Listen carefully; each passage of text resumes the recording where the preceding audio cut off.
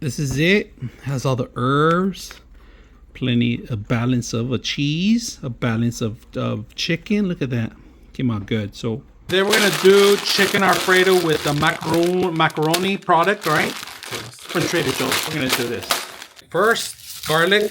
So break it. Break it in pieces. If you can. I'm wearing gloves because last time I did this, I couldn't get rid of the smell for 2 days. So break it, get rid of the cover. Get it in there in the pot. Pam. Pam. Pam. Just discard them. Make sure that you get the leaves. Break it down. We're going to break some more down. I'm using a metal cutting board. I love this cutting board. It suits me well. It's easy to clean. That's the best thing. That's what I like about it. Not this part. Now we can start with the chicken. Chicken, cut in pieces.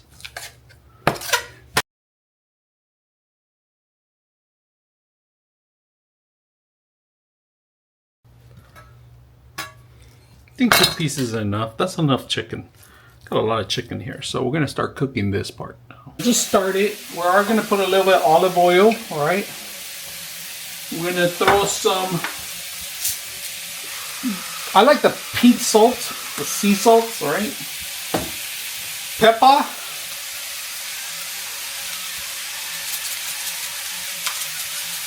Come on, you can do it, pepper. It's hard to crush pepper sometimes. There we go, pepper. Then, I did buy this all-around Italian seasoning, which has all the herbs that I kind of need.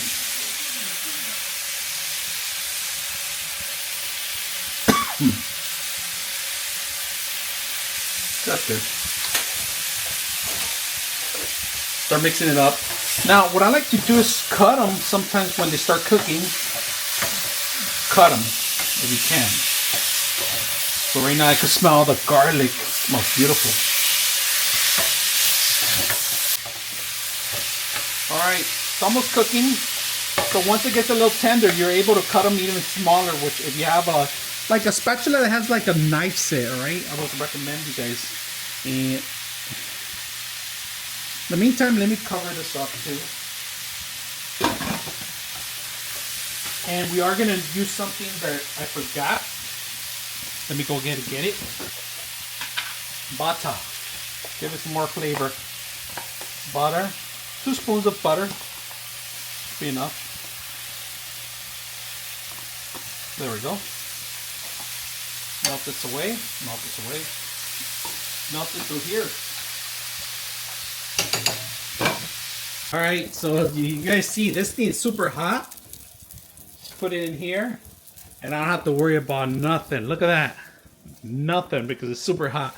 This thing's boiling. I didn't want to touch it. Now I want to let this cool off.